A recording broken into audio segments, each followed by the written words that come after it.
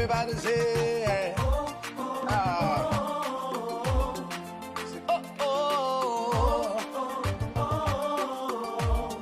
say, how can I express my gratitude for all the many things you've done for me? Words are not enough, enough to say thank you.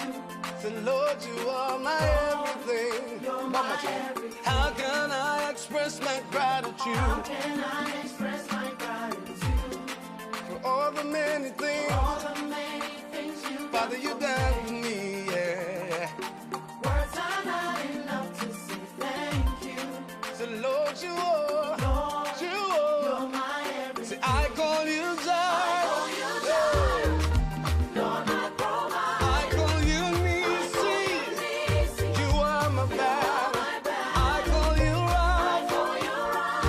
It's another wonderful Saturday afternoon. The sun is so bright and golden in the sky, and we're live on BWTV, bringing you the community and the law. My brothers, my sisters, friends, and everybody in the community. Do you know that there is an opportunity for you to register for sponsorship license? Do you know how to set up your business and do it right? There is this chance for you to learn and get it right. Right on the program, The Community and the Law. My name is Oreku Frimpong. Let's get into it together.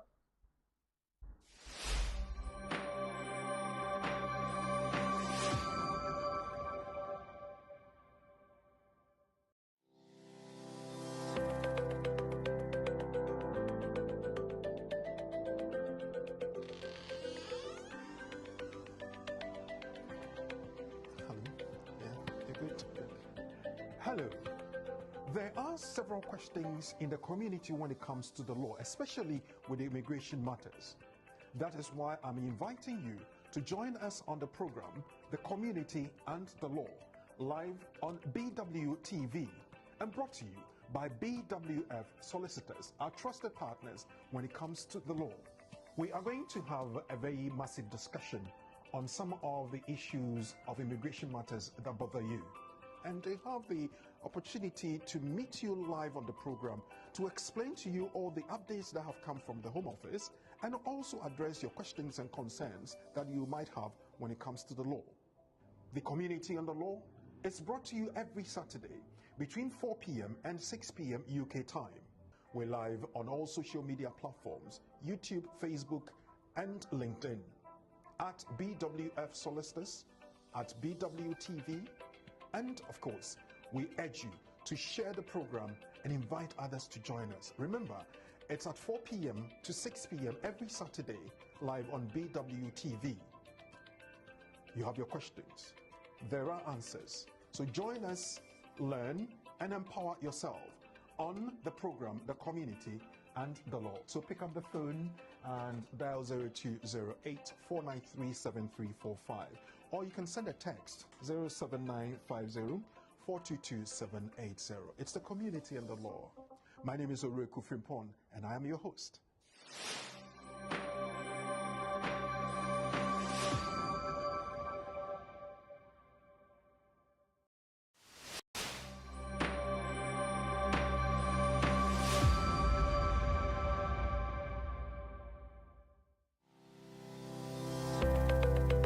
Based in London, we are a dynamic award-winning firm specialising in a range of legal services.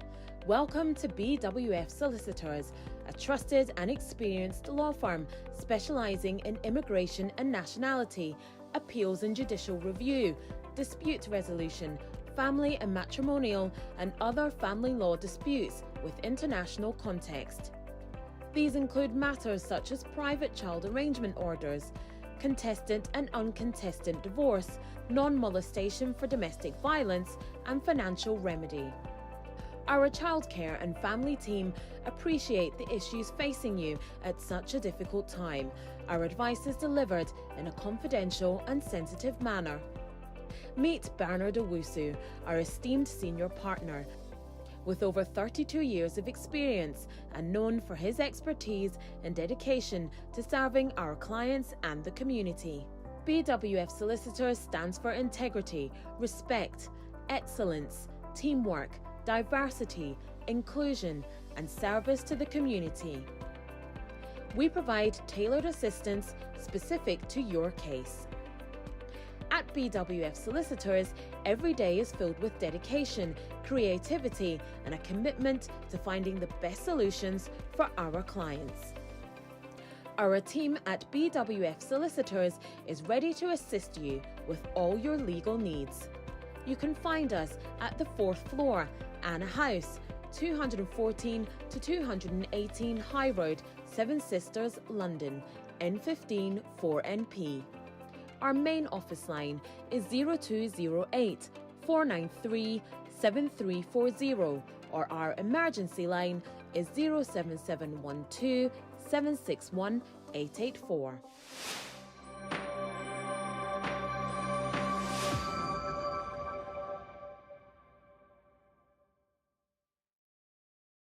When you've got Akasi Pong, Minister OJ, Alexa Champong, and Diana Hamilton, what have you got? It can only be the return of Emmanuel Praise, brought to you by Alexa Champong Ministries. On Sunday, 26th of May, at the Pavilion, 143 to 145 Oxford Road, Reading, RG1 7UY. Doors open at 5. Tickets are £30 standard, £50 VIP, which includes your VIP seat, meet and greet and take pictures with artists, VIP snacks, water and drink, and an under 18 concession rate of £15. Get yours at alexchampong.com or call +44 744 741 7321. Emmanuel Praise with Minister OJ, Akasi Pong, Diana Hamilton, and Alexa Champong. You will be blessed.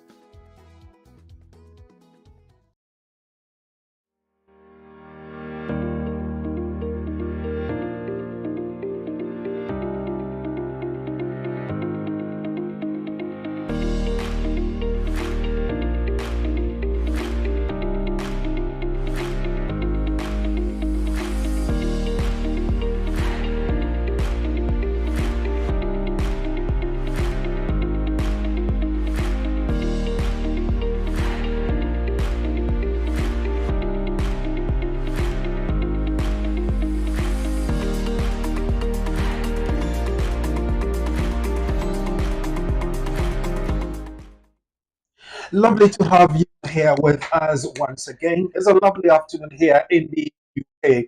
The sun is out there, temperatures rising so high, and once we have summer coming, we're all very excited about that. But in all that, we also need to come together as a community to learn about things that need to be learned. And we're doing this by courtesy of BWF Solicitors live on BWTV, on Facebook, YouTube, and all social media platforms.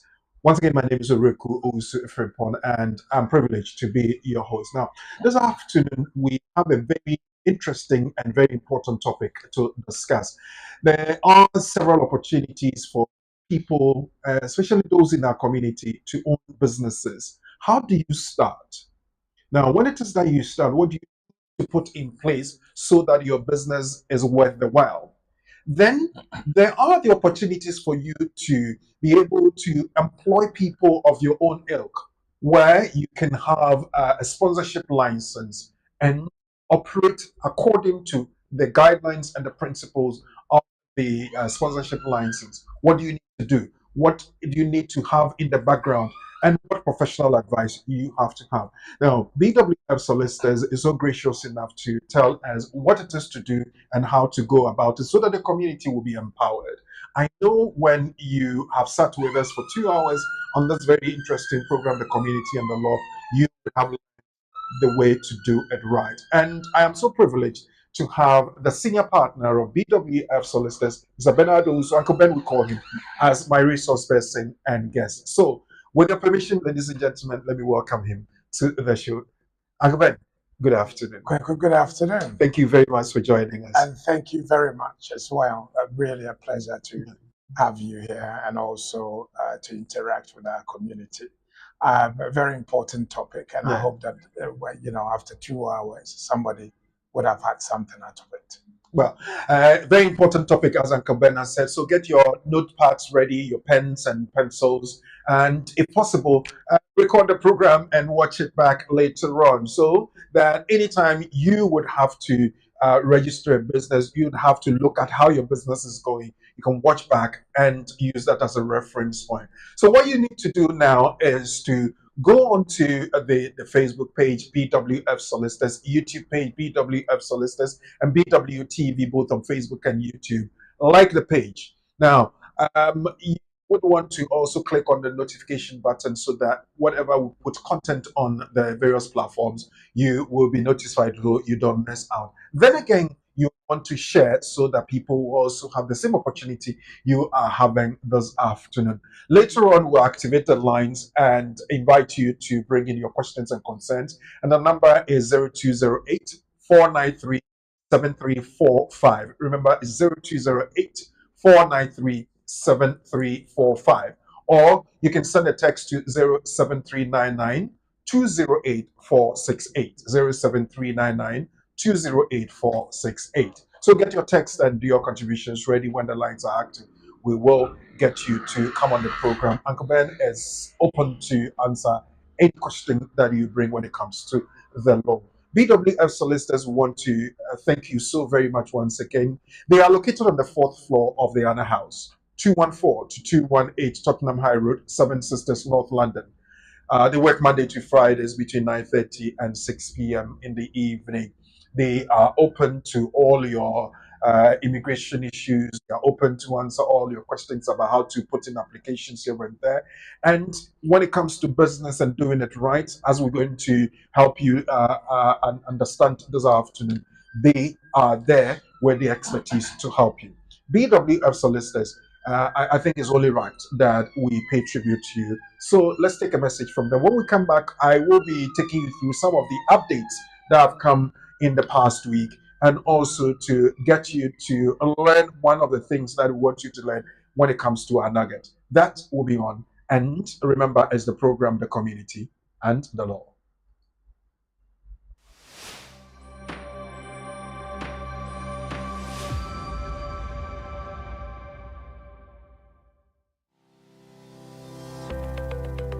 Based in London, we are a dynamic award-winning firm specialising in a range of legal services. Welcome to BWF Solicitors, a trusted and experienced law firm specialising in immigration and nationality, appeals and judicial review, dispute resolution, family and matrimonial, and other family law disputes with international context. These include matters such as private child arrangement orders, contested and uncontested divorce, non-molestation for domestic violence, and financial remedy. Our childcare and family team appreciate the issues facing you at such a difficult time. Our advice is delivered in a confidential and sensitive manner. Meet Bernard Owusu, our esteemed senior partner, with over 32 years of experience and known for his expertise and dedication to serving our clients and the community. BWF Solicitors stands for integrity, respect, excellence, teamwork, diversity, inclusion, and service to the community. We provide tailored assistance specific to your case. At BWF Solicitors, every day is filled with dedication, creativity, and a commitment to finding the best solutions for our clients. Our team at BWF Solicitors is ready to assist you with all your legal needs.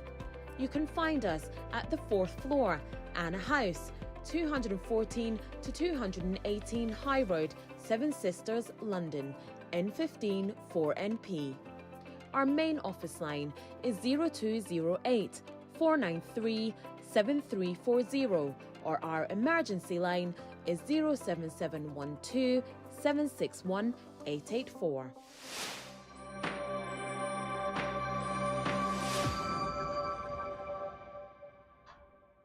Thank you for sticking with us. We live on the program BWF Solicitors Community and the Law.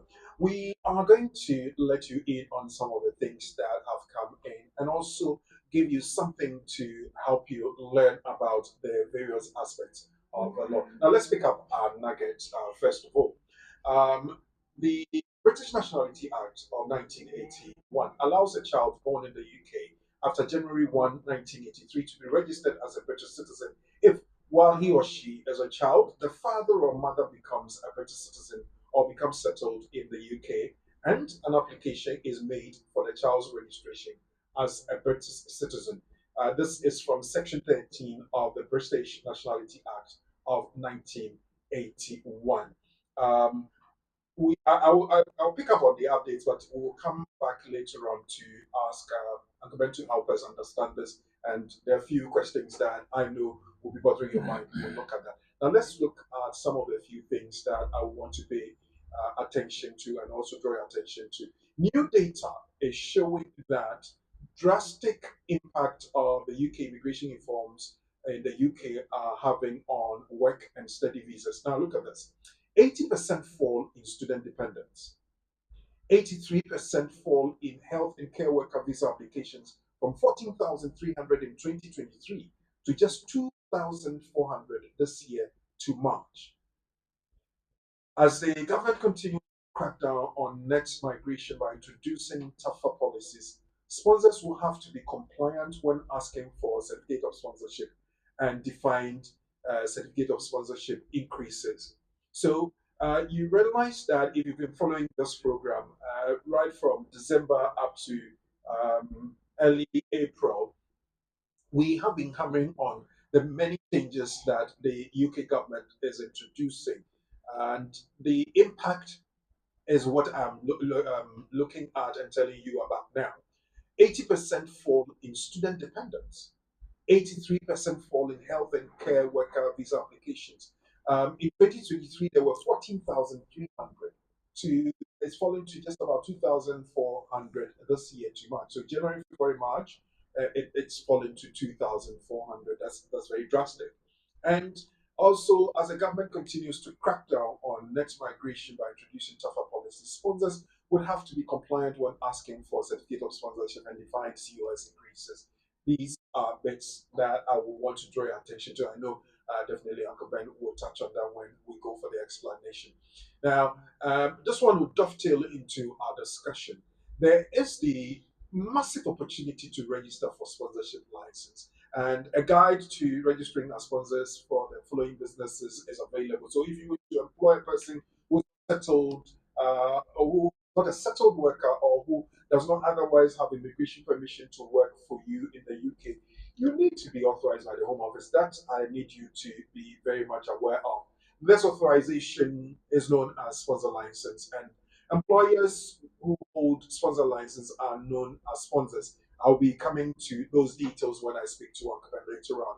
But look at these various businesses that you could think of putting together: restaurants and catering, travel agencies, car fitters and garage owners, vehicle technicians and electricians, air conditioning fitters and repairers, um, hairdressing and beauty salon operators, graphics and multimedia designers, early education, that is after school club, importers and exporters, electrician and electrical fitters, TV, video and audio services and repairers, tailors and dressmakers, butchers, bakers, chefs, cooks. The list goes on, but at least these 16 are bits that I would want to draw your attention to. So let me do it this way. Let me go over to the desk of Uncle Ben, and we start with this one. Will dovetail into our discussion, so I'll skip this one. But let's go to the nugget.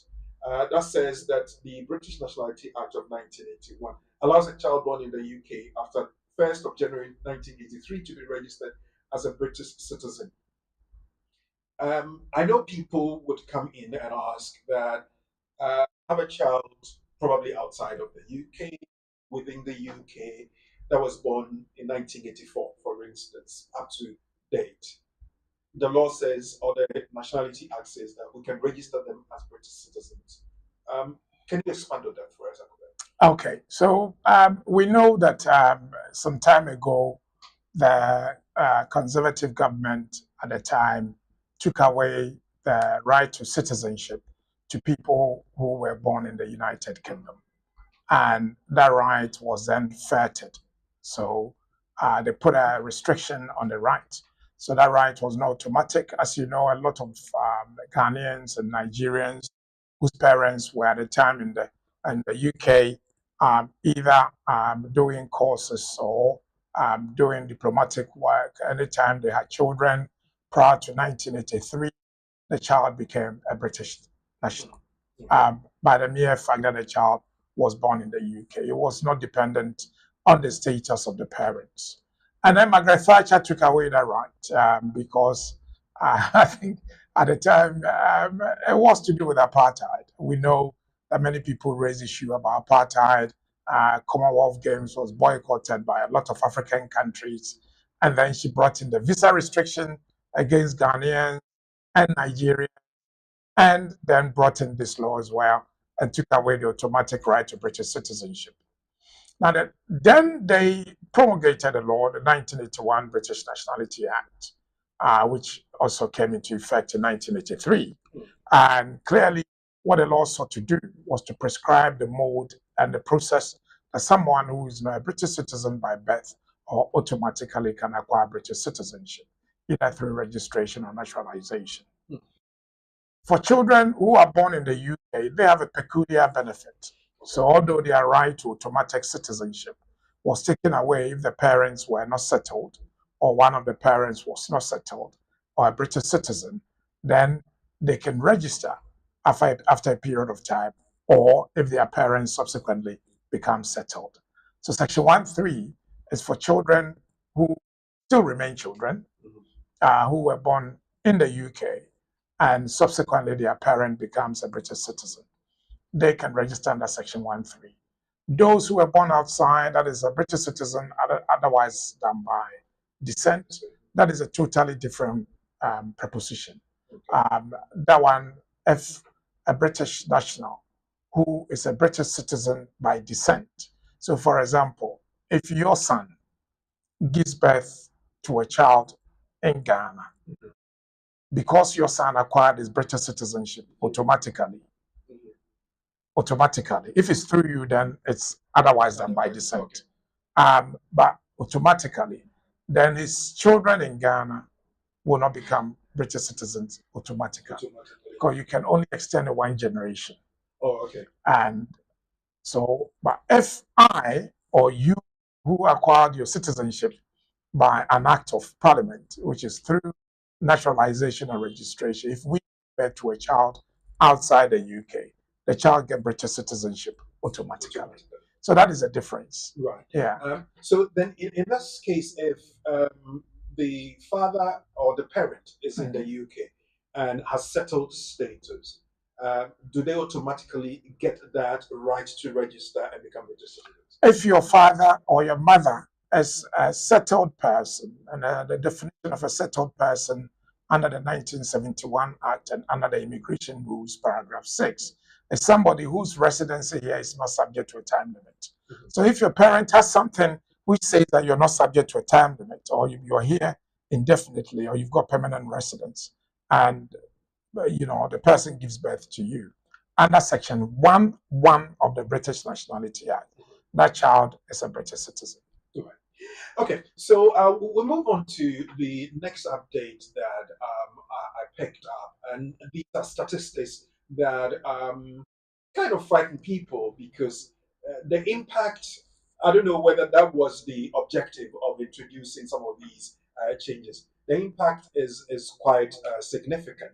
80% fall in student dependence, 83% fall in health and care worker visa applications from 14,300 to just 2,400 this year.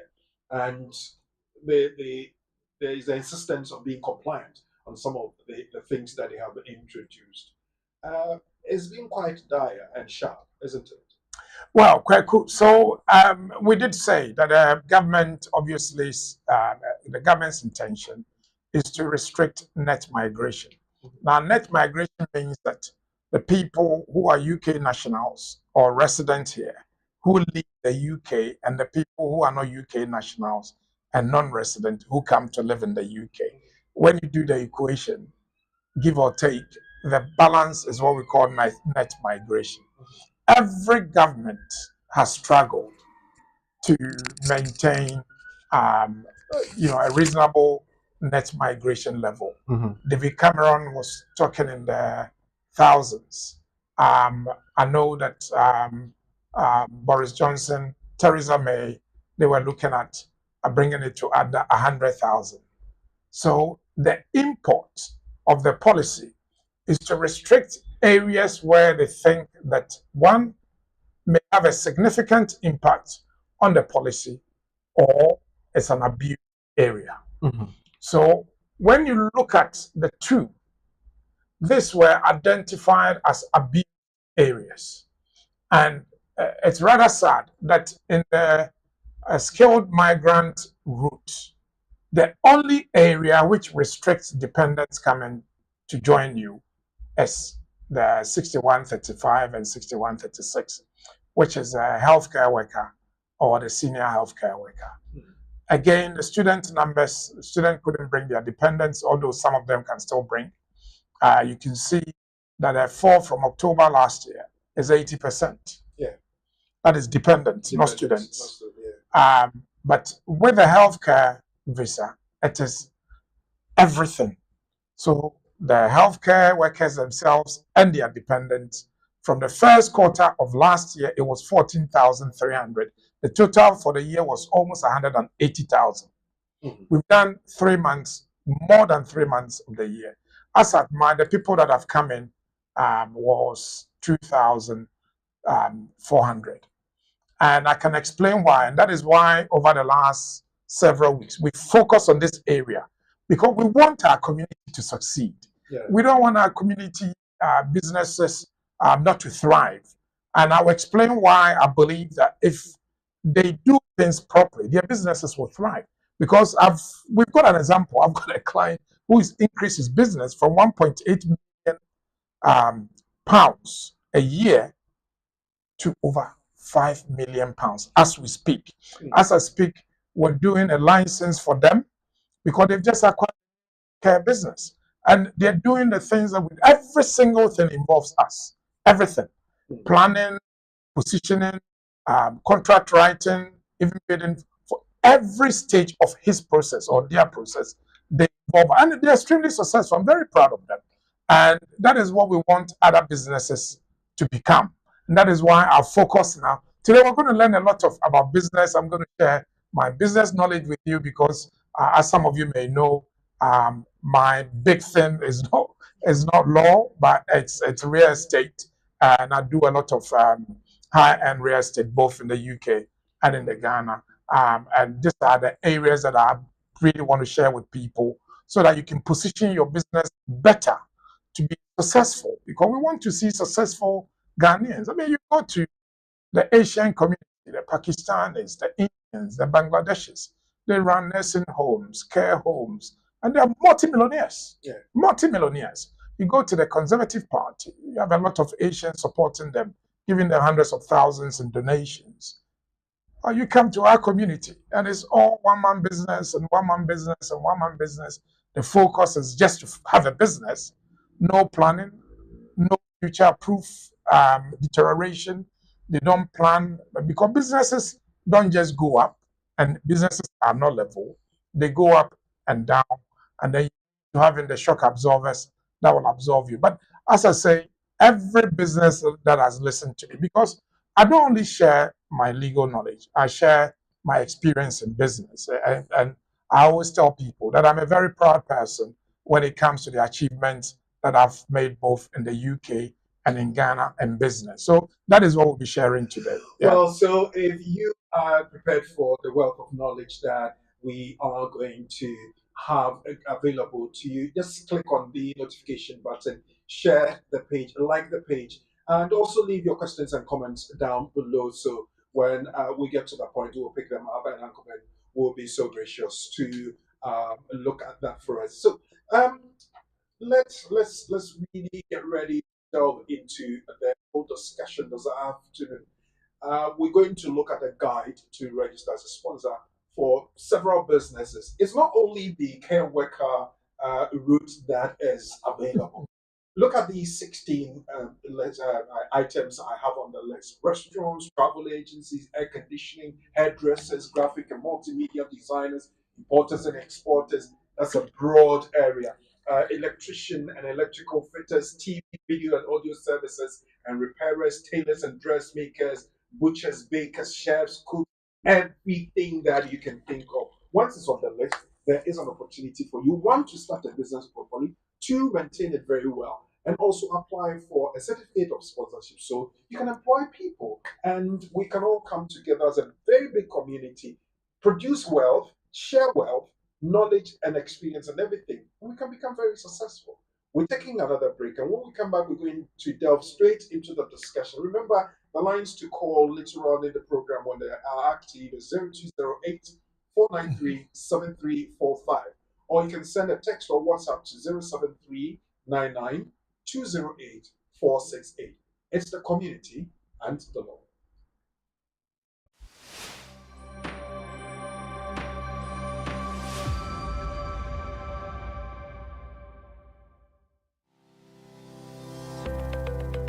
Based in London, we are a dynamic award-winning firm specialising in a range of legal services. Welcome to BWF Solicitors, a trusted and experienced law firm specialising in immigration and nationality, appeals and judicial review, dispute resolution, family and matrimonial, and other family law disputes with international context. These include matters such as private child arrangement orders, contestant and uncontested divorce, non-molestation for domestic violence, and financial remedy. Our childcare and family team appreciate the issues facing you at such a difficult time. Our advice is delivered in a confidential and sensitive manner. Meet Bernard Owusu, our esteemed senior partner. With over 32 years of experience and known for his expertise and dedication to serving our clients and the community. BWF Solicitors stands for integrity, respect, excellence, teamwork, diversity, inclusion, and service to the community. We provide tailored assistance specific to your case. At BWF Solicitors, every day is filled with dedication, creativity, and a commitment to finding the best solutions for our clients. Our team at BWF Solicitors is ready to assist you with all your legal needs. You can find us at the 4th floor, Anna House, 214 to 218 High Road, Seven Sisters, London, N15 4NP. Our main office line is 0208 493 7340, or our emergency line is 07712 761 884.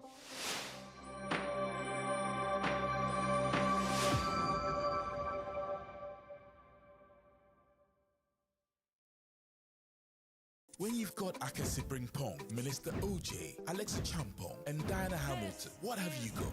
It can only be the return of Emmanuel Praise, brought to you by Alexa Champong Ministries. On Sunday, 26th of May, at the Pavilion, 143 to 145 Oxford Road, Reading, RG1 7UY. Doors open at 5. Tickets are £30 standard, £50 VIP, which includes your VIP seat, meet and greet and take pictures with artists, VIP snacks, water and drink, and an under 18 concession rate of £15. Get yours at alexachampong.com or call +44 744 741 7321. Emmanuel Praise with Minister OJ, Akasi Pong, Diana Hamilton, and Alexa Champong. You will be blessed.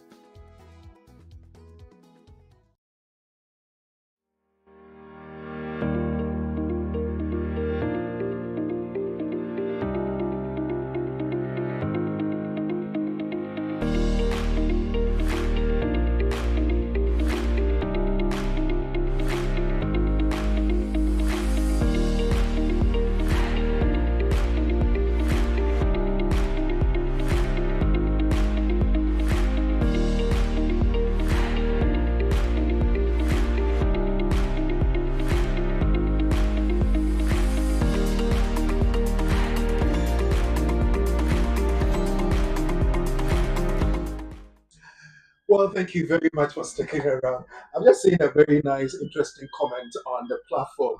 I asked you to come on there and let us know what your comments are and liking the page. I have Daniela Chimensa. If Uncle Ben and his team catches me, but Uncle Ben, I'm working behind the scenes. Yes, Daniela, I know you're working behind the scenes. Thank you for announcing your presence. We have several other people on board. Tilly Mensah, Margaret Dumens kindly shared the video, inviting family and friends. Thank you. We have Santiago Munez. Hello, Uncle Ben and Reku BWF Solicitors for Papa. Yes, that tells you that, yes, you get the best out of everything that we bring here. Good afternoon, all. Please share when you join. Thank you for your continuous support. Sandra Fraser. Sandra, thank you for also continuing to do what you do all the time. Abena Ativo, good evening to Uncle Kweku and Uncle Ben. Good evening to you, Abena. I know you're doing so very well. We have Eunice on there. We have Sandra Fraser, obviously. We have Daniela, Margaret Dumensa, Tilly Duma, Nana Jimai, and all the other wonderful clients, guests, patrons, and friends and family who have joined us. Now, we are going to go into the classroom, I want to term it that way, to learn, first of all, what a business is supposed to be for you and myself and for the community. How do you properly set up a business, especially here in the UK? Then, how do you progress, develop it with a lot of business ideas here and there? And then again, to be able to apply for a sponsorship license so you can employ other people from outside of the UK. Uncle Ben, today I'll call you Professor. Not there Thank yet. you very much for agreeing to share your business experience with us and also to take us through the right things to do to make sure that one, we set up properly and sustain it. 101, how do we set up a business? Okay, so I mean, the emphasis today is on sponsorship license, and sponsorship license is normally given to businesses. So although our foundation is a sponsorship license, it has to be built on a very concrete grounds.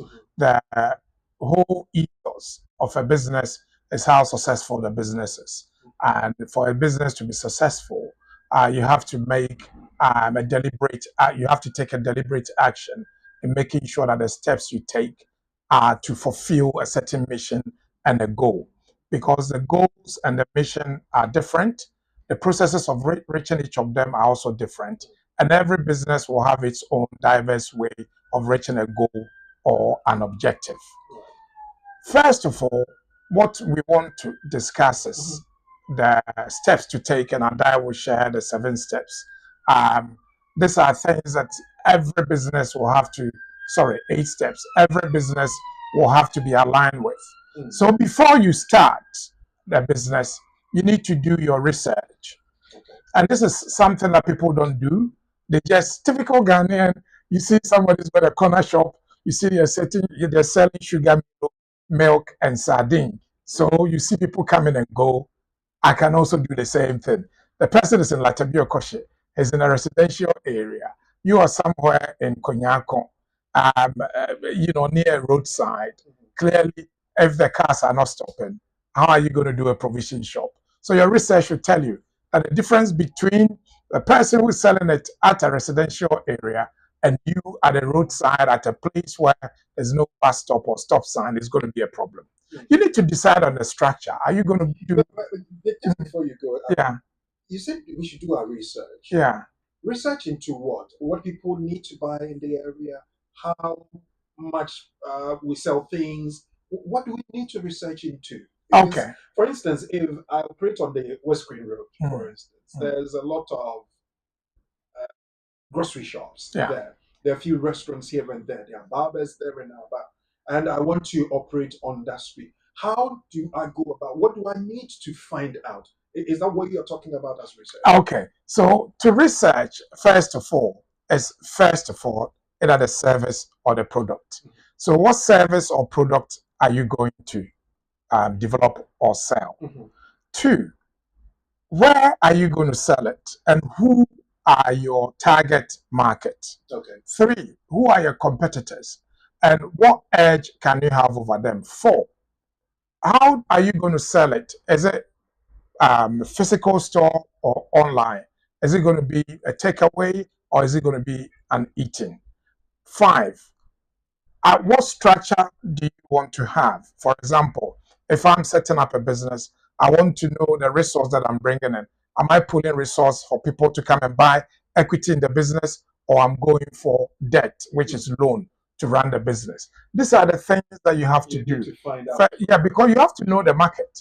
If you don't know your market, you go and cite your business anywhere and just call it any name, and then assume that because a Kia is successful, then because I'm also a Ghanaian called Ama, then I'm going to be successful. And that's why I say you need to do your research. The other part is you need to decide on the structure of the business. Okay. So are you going to have a partnership or a limited liability company, or are you going to do a typical Ghanaian business, which you're going to do a one-man show? And the structure itself will determine the legal nature of the business. So what we know that a limited liability company, the company is a legal entity. So the individuals who are the directors do not have any liability. The liability is limited. Okay. And that's why it's called limited liability company. In Ghana, we have both unlimited and limited liability companies. So our business in Ghana is unlimited because it's a law firm. Then once you've decided on the structure, you need to know the people you're going to recruit. Are you going to have a full-blown business with HR, or you're going to do, or going to be everything in one? Are you going to be the manager, the HR, the trainer, and the accountant, and the bookkeeper, and everything? So you need to determine the structure. Okay. Then you need to brand your business. This is what our people don't work on. You know, you need to brand. I mean, the amount of resource and effort that goes into brand name and brand itself requires a lot of expertise. So I'm doing maybe cook cream, and the cook cream is towards the UK market. Okay, what name am I going to use? For example, I remember in my former life, there's a business I set up, and it was called Ashanti. The business was, I'm not going to tell everybody what the business was. It was a very successful business. It was into the beauty and the fashion industry. And it was called Ashanti. Well, it's giving me something about you now. It's giving that before. And it was based in Walthamstow. Okay. So, and it was, the name itself was catchy because it gelled with the Jamaicans and the Afro-Caribbeans, Black Americans and the Ghanaians, because the name Ashanti rings a bell. So what sort of brand are you going to look for? The brand also comes with a lot of moral issues. For example, are you going to be associated with certain names and stars and other things, or are you going to be on the moral crusade trajectory where you're going to say, our brand is like this, our image is that, so we're not going to be associated with certain things. And then we will come to this later. Step 4, write your business plan. And we will explain that in detail once we finish this. Okay. And then your finances. So if you're a coffee broke man, you're selling coffee broke man by the roadside, you've got £2,000. You want to set up a care work or care agency. You don't know anything about that. Or you even want to do a takeaway business, food takeaway, because some of our Ghanaian shops do takeaway, and they can apply for sponsorship license. And they are the reason why we're doing this program today. So where are you getting your finance from? Is it money from your own resource? Are you taking the money out of the equity in your house? Or are you going to a government startup where you can get a loan between 500 pounds and then 25,000 pounds per director? And if you've got 4 directors, you can get 100,000 because that is the maximum you get under the startup route. The government route is 25,000, 500 to 25. Work out where you're going to work from. So are you going to work from home, doing virtual sale, remote, online, pure delivery business, or are you going to use your home for office, but then you have other places where people are going to work from? For example, if you're a construction business, are you going to have a physical office or you're going to work from your home. Mhm. The other thing that you want to do is technology. We're surrounded by technology. When I see people who don't use Very technology, interestingly, yesterday I was just going through my mind and I was like, COVID has really taught us something yeah, that we have to leverage technology in everything we do because now the way we work, the location from which we work, everything is changed. Everything is virtual now, and the letter E should be part of everybody's name. So yes, I agree with you that we need to really properly set up our technology. yeah. So, for example, our other business, the staff in Ghana, who who runs the business, including the making sure the cleaners are going in to clean and everything. I ask them, so what calendar do you? And my driver told me he writes it in his exercise book. And this evening before I left home, I was telling Angie that you need to get an iPad. You need to put either your Airbnb calendar or your Booking.com calendar.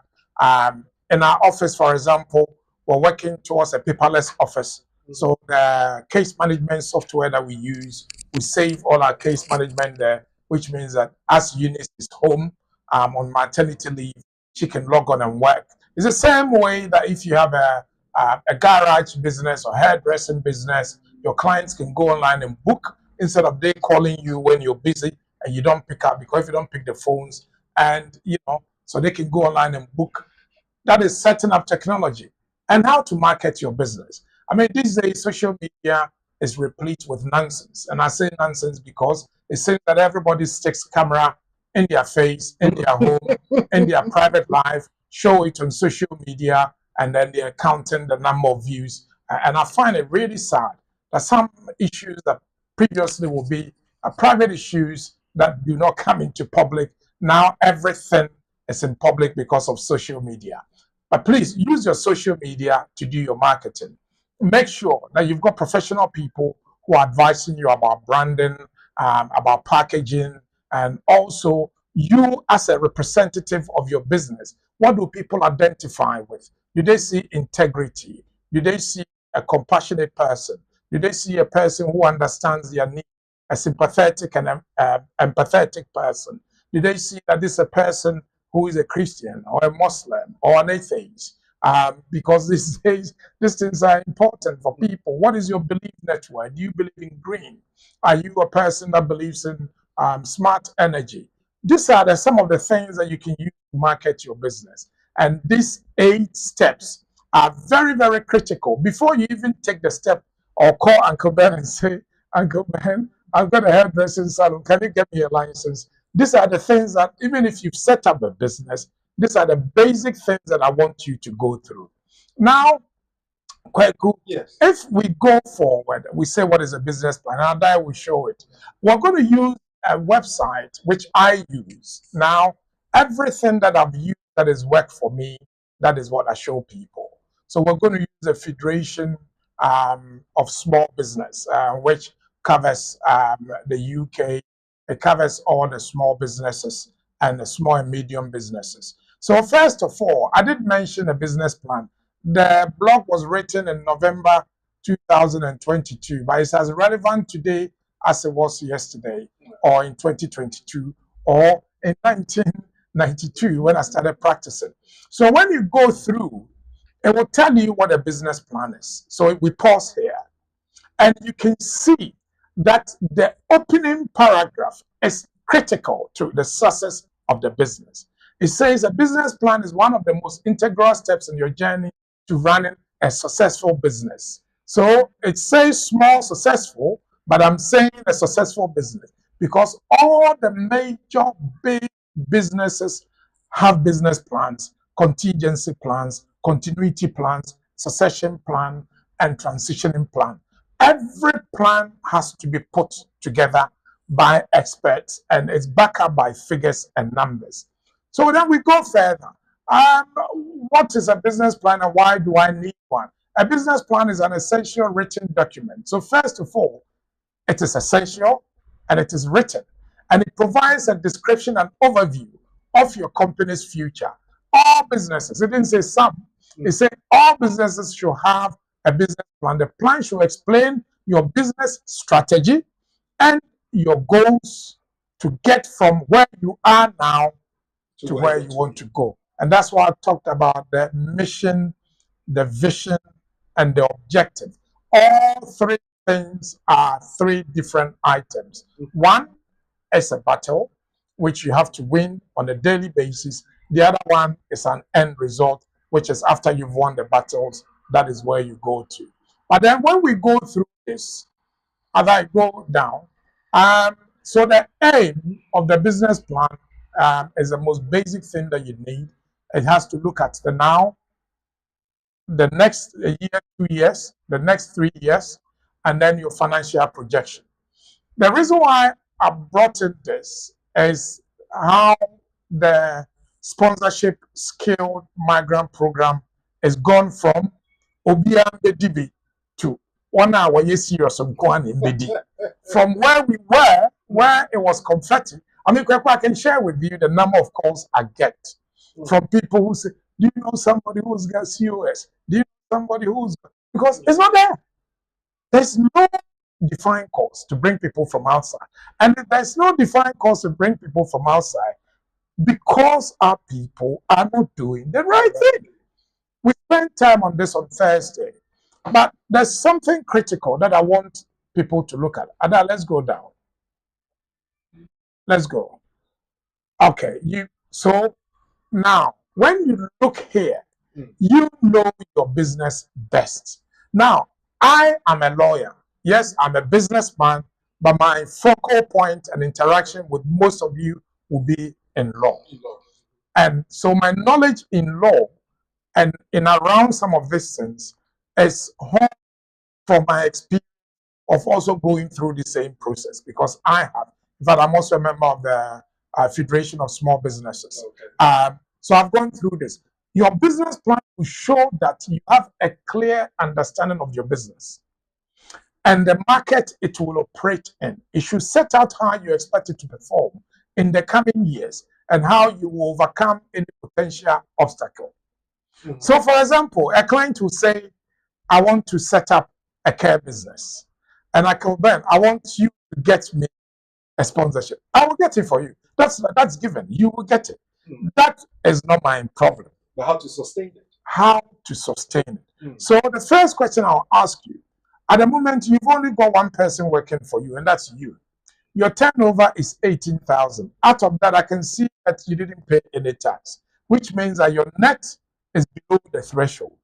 You want to employ 10 people. How are you going to pay them?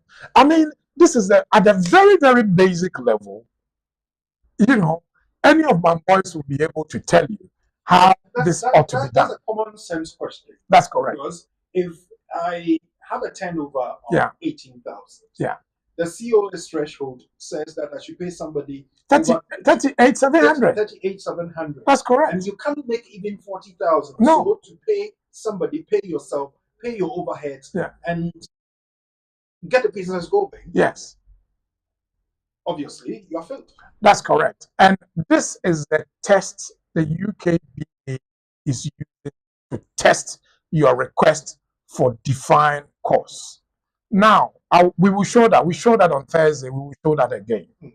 The UKVI is asking themselves that Kojo Atta is asking me for 5 defined costs. Kojo Atta, I've looked at their hierarchy. He says there are 10 vacancies. At the moment, he's only employed 2 people. We have their last year's account. It's showing an income of 35,000. They want to employ 5 more people. How are they going to pay that? Because at the moment, the minimum income from A, B, C, D, E is either 38,700 for A, or if you go to K, which is healthcare, is 23,205 if it's 37.5 hours or 37.50 hours a week. So how are you going to pay this? And all the industries that I've listed, the 17 industries, the minimum salary is 8,700. So in as much as it says hairdressers, tailors, dressmakers, You should be barbers, able to make and all that. those, you should be able to make that money to pay someone. But you're not making the money now. The people who are coming are the people who are going to help your business to move from that basic step to that level where you would be qualified to employ somebody else to help you achieve what you want to achieve in 2-3 years as per your business plans. Cool. That's why I love you. So that is the critical nature of a business. How many businesses do we review that have business plan? About 10%. Before it wasn't a problem. Now it's a problem. The reason why it's a problem now is because the Home Office have woken up to the Wagga drill that people were using. They are now alive to people who can hardly put 2 sentences together, have succeeded in getting a license, and they want to bring people from outside. So the British government is now saying, we're not going to worry businesses. There are businesses here, big accountancy firms, big law firms, big nursing homes, big agencies who can bring people because they're turning over hundreds of thousands of pounds or millions of pounds. So we're not going to worry them. But you, Kojoata, you've just come into the business. You're not a serious person. You don't have a business plan.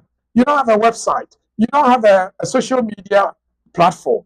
How do you advertise your job? Where is the last advertisement? You want to bring somebody from Ghana. But there are people here. Why don't you employ the people here? Why do you have to bring somebody from Ghana? And everything, when you look at your business plan, is also made up of the cash flow forecast, your budget, and possibly your P&L account.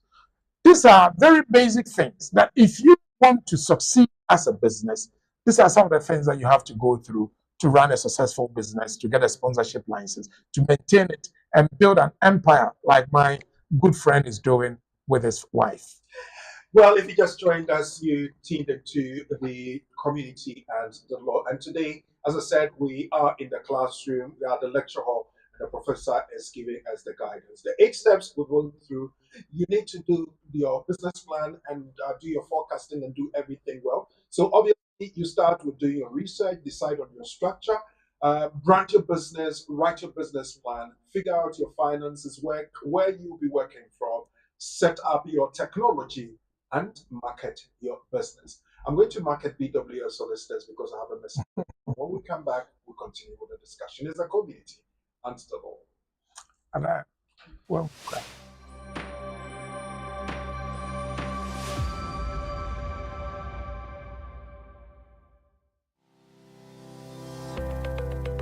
Based in London, we are a dynamic award-winning firm specialising in a range of legal services.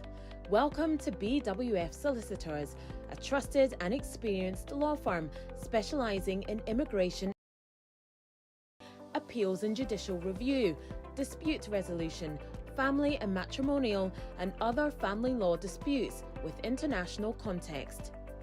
These include matters such as private child arrangement orders, contested and uncontested divorce, non-molestation for domestic violence, and financial remedy. Our childcare and family team appreciate the issues facing you at such a difficult time. Our advice is delivered in a confidential and sensitive manner. Meet Bernard Owusu, our esteemed senior partner, with over 32 years of experience and known for his expertise and dedication to serving our clients and the community. BWF Solicitors stands for integrity, respect, excellence, teamwork, diversity, inclusion, and service to the community. We provide tailored assistance specific to your case. At BWF Solicitors, every day is filled with dedication, creativity, and a commitment to finding the best solutions for our clients. Our team at BWF Solicitors is ready to assist you with all your legal needs. You can find us at the 4th floor, Anna House, 214 to 218 High Road, Seven Sisters, London, N15 4NP. Our main office line is 0208 493 7340 or our emergency line is 07712 761 884.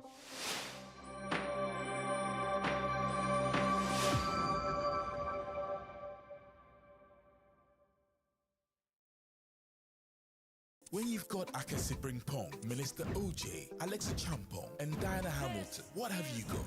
It can only be the return of Emmanuel Praise, brought to you by Alexa Champong Ministries. On Sunday, 26th of May, at the Pavilion, 143 to 145 Oxford Road, Reading, RG1 7UY. Doors open at 5. Tickets are £30 standard, £50 VIP, which includes your VIP seat, meet and greet and take pictures with artists, VIP snacks, water and drink, and an under 18 concession rate of £15.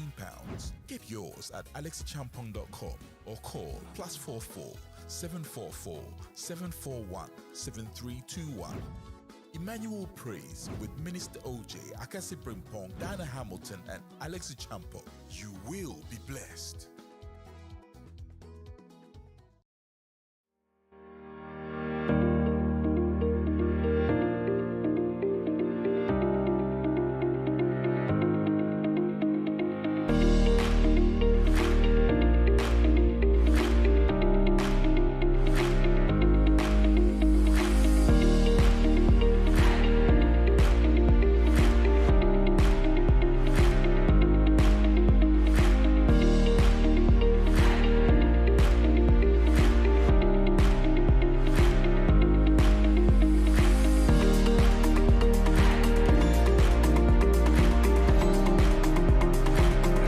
Thank you for sticking around as the community and the law, and we're live on BWTV, and it's brought to you by BWF Solicitors.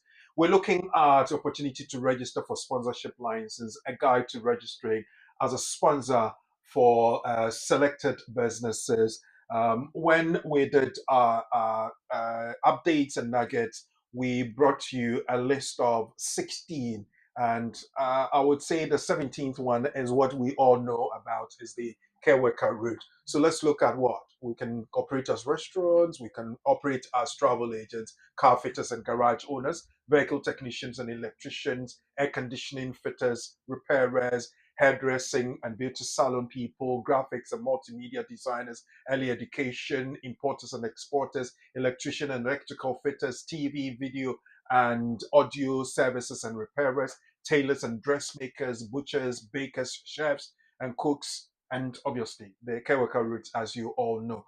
Now, Uncle Ben is taking us through the basic things that we need to do, and he's looked at 8 steps that we need to really go through. And if you don't remember anything at all, remember that you must brand your business. You must have a business plan, which he's taking us through how to do that, and seek for support as well.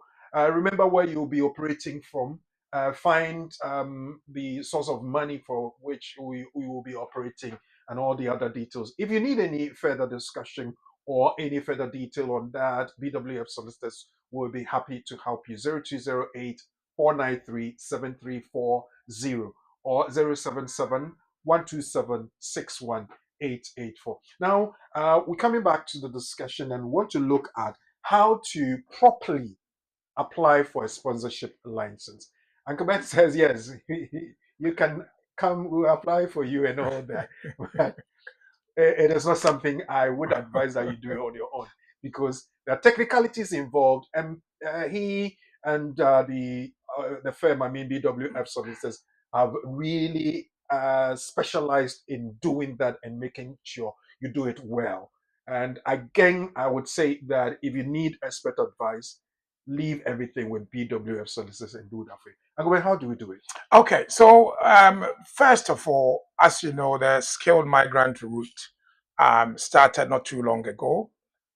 It's always been there, but the skilled migrant route was changed, and they carved out some of the work of the Home Office from the Home Office to the employers and the business owners. Mm-hmm. So you can see that the two procedures and the processes involved is, one, getting a certificate of sponsorship, Mm-hmm. and 2, applying for limited leave to remain or limited leave to enter.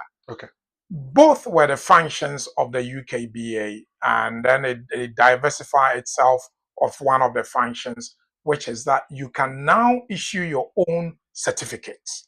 Okay. Now, to enable you issue a certificate, you need to present yourself to be assessed to become a credible A-rated. Now, the A-rated is meaningful to businesses in the recruitment and retention. Okay. So how do you do this? First of all, we want to share this document with you. And this document is a home office document. And maybe somebody will want to know the name of the document. And if you go down slightly, we will know the name of it. It's called Sponsor and Skilled Migrant Worker Guidance. It's the version April 2024. And we're looking at SK, which is SK stands for skilled worker. We're looking at how to get a skilled worker sponsor license. Okay. That is the intent of today's program. But we wanted to build a foundation for you, so that you don't go and do the thing that it's for me, it's sad.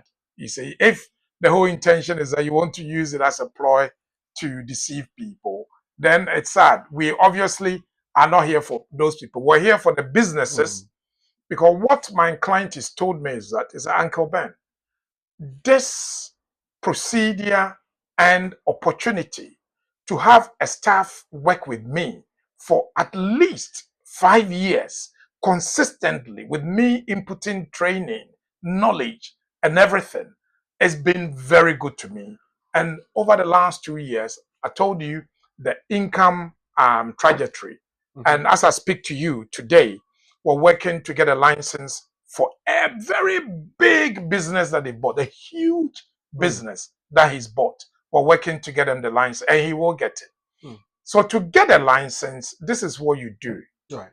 And it's there. The reason why we put this there is that sometimes when we speak, there's not many people who retain it.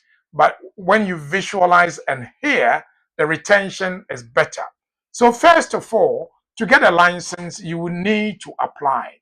The application is made online, but there are certain steps that you have to go through. The steps you have to go through will follow, and we will scroll down a bit, and then you will see the steps there. The specific requirement for the work visa is 1. You have to make sure that the occupation for which you're seeking the sponsorship for meets the skill level, and the skill level is the RQF level 3, which is NVQ level 3. Sometimes it's equivalent to 6th form level. That is a level. Now, when we say skill, we don't mean English.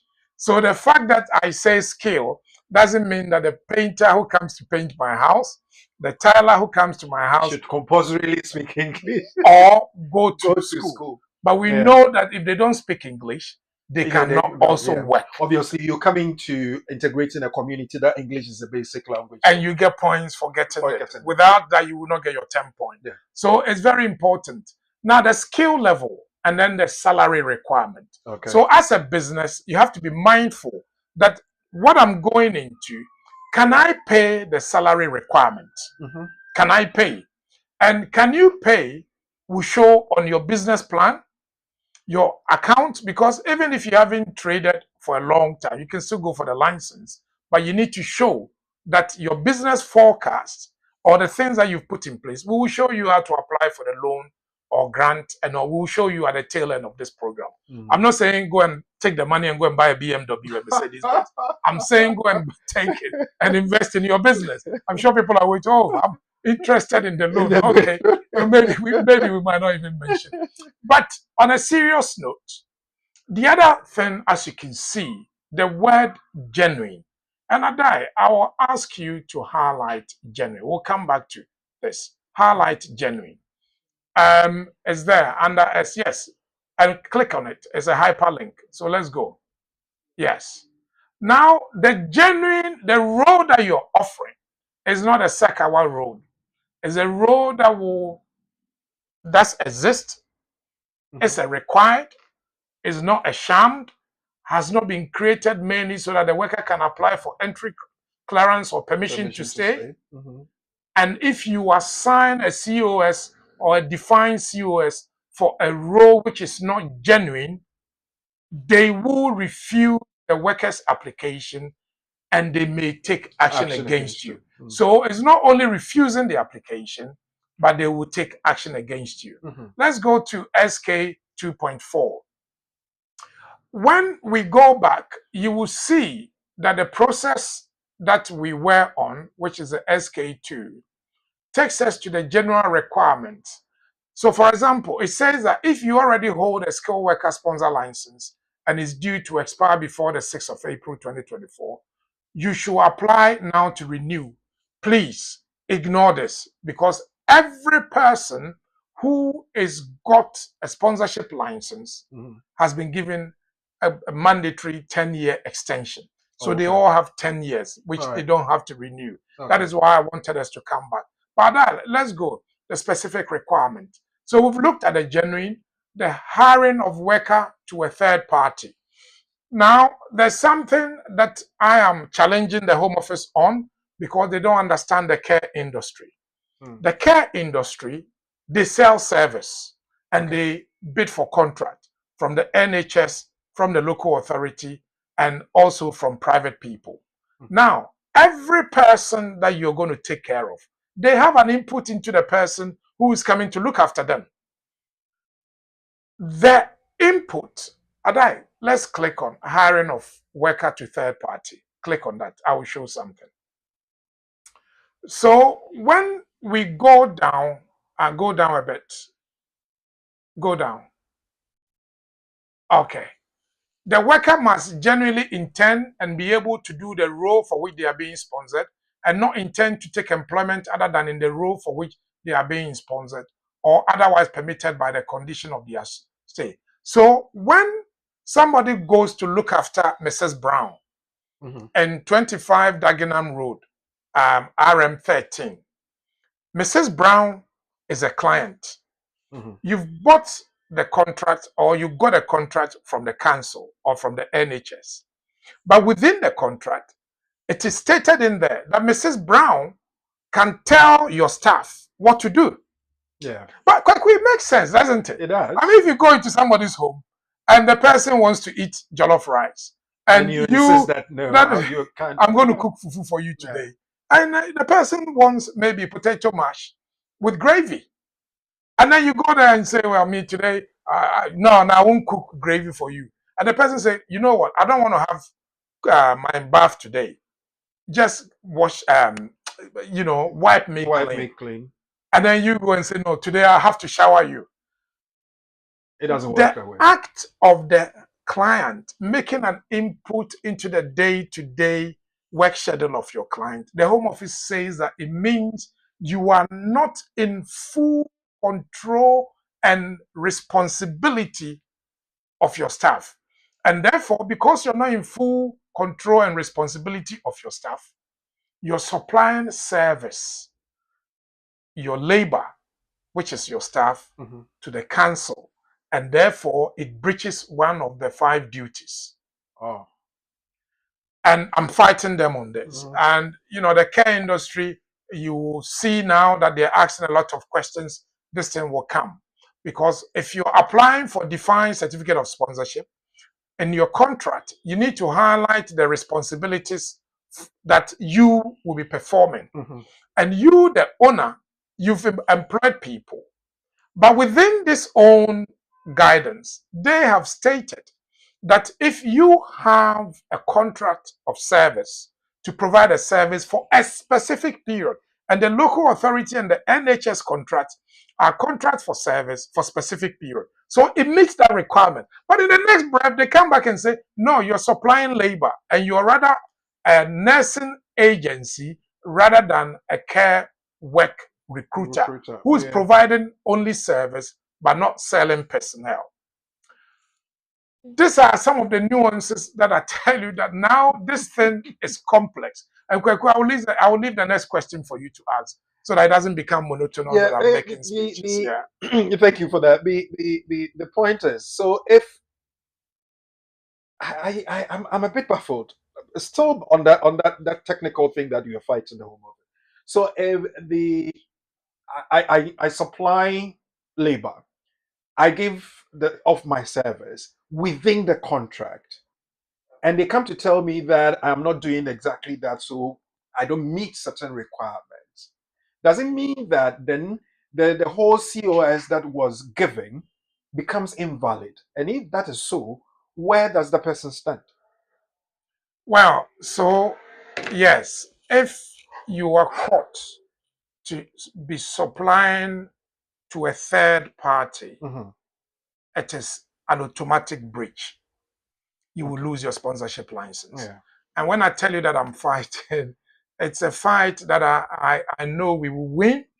Yeah. But I'm warning people because I don't want you to go through what this other person is going through, Mm-hmm. who's come to me at a very late stage. But my work is to work on difficult cases. It's not to do easy cases. So I'm happy to work for the person. Yeah. Kweku, so first of all, you tell the UKVI Mm-hmm. that you want COS, 5 of them, you want DCOS, 10 of them, and you want to employ. They've Mm-hmm. asked for a contract. You've shown the contract. Yeah. Now, the contract will specify in some of the contracts Mm-hmm. that in the things that your worker will be doing there, the final determination is the client. But it's not stated in there. It's stated in the contract with the council or with the NHS. Uh-huh. But it makes sense. Yeah. That is how the care industry works. One of my clients will say, Mr. Owusu, they don't understand. No, these people, they don't understand. Let's go and explain to them. I said, don't worry, I know how to explain to them. We will do it through their lawyers because it's far better to get the lawyers because the caseworkers May are not a bit necessarily. robotic. Yeah. Yeah. Because recently there's an interview, a compliance interview that we did. As soon as we finished, they sent an email to my client that you didn't know this, you didn't know this, you said this, you didn't know. Sign, and then I said, hey, please don't sign. So immediately I dictated something on WhatsApp. I sent it to her. She sent it to them. Within 5 minutes, they wrote to her, we've given you the license. I said, you know, these people, this is the fight they like. They like, yeah. Because whether we like it or not, immigration is a political issue. Okay. It is not only an economic issue, it's a political issue. And if every government and every party is trying to prove that they are tough on immigration, like Labour Party, they've just accepted somebody into their fold who is a through and through, possibly a racist, you know, but they feel that using her to go to Brighton or no, Dover and make a statement from there that they will be tough in on immigration will bring them votes. It could, I don't know, backfire too. but it's always the case that both in the UK, in Europe, in America, Canada not particularly, but in the US, the immigration is an issue. And therefore, when they recruit people, they're looking for what to refuse you on. They're looking at the bad side, not a good side. And we've always used a balance because the judges will tell you that when you come to the balancing exercise, it is like a scale. If the good ones are better than the bad ones, you don't hold it against them. But they will come to you. They'll write to you with 5 or 15 allegations. You will make them withdraw all except one. And that one will be you're supplying labor to a third party and you are a threat to immigration. And therefore, somebody who is a threat to immigration will revoke your license. And these are the things that we're fighting. And it's going to affect several families. That's correct. That's correct. The next step is, yes, we have looked at the criteria. We qualify. Then what do we do to, one, put in the application, make sure it's successful, and how do we sustain it, Uncle Bert? Okay, so how we sustain it, it's on the document. And if we go back to SK, I think it's 3, it tells you how to keep your, let's go down, let's go. If you scroll down, we will get there. Just scroll, it will say how to keep it. Go. Okay. No, go down, we're not there yet. I'll help you. So if you go to the hyperlink,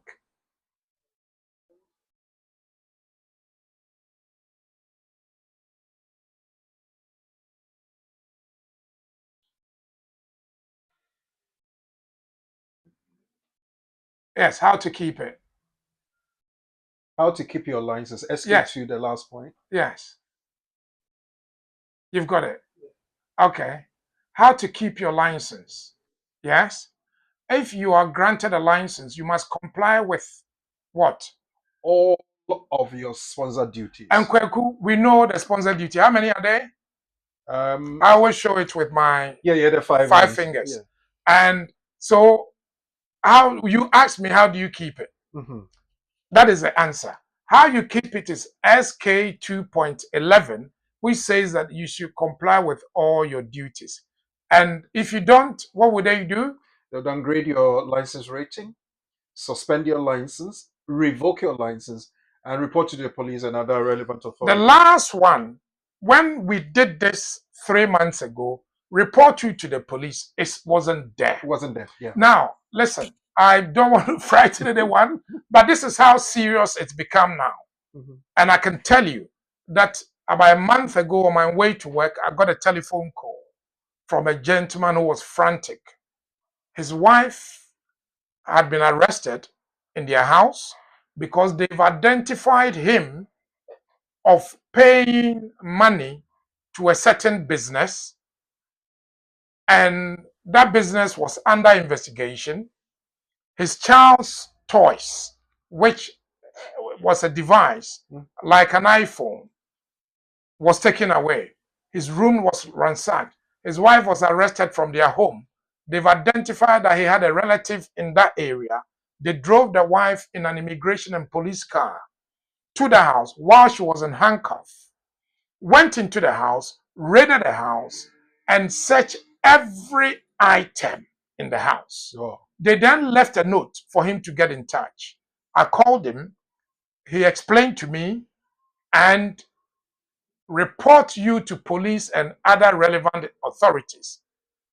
Even when you apply for defined course and they realize that you don't have a genuine position, vacancies, and your business is a bogus business, they've told us in there that they would take compliance action against you. The compliance are the three. One, two, three. Downgrading, then, suspending, and revoking eventually. And then they have added the fourth one. And they will arrest you and you will be prosecuted, as a business that I know in Oxford is being prosecuted for modern slavery and all sorts of immigration offenses.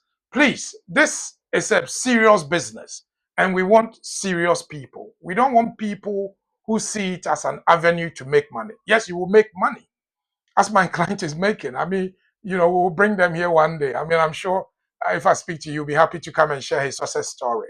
But he's serious from 1.something million to over 5 million pounds in a matter of 2 years. Now, that is a very successful story. That's right. He doesn't have an issue.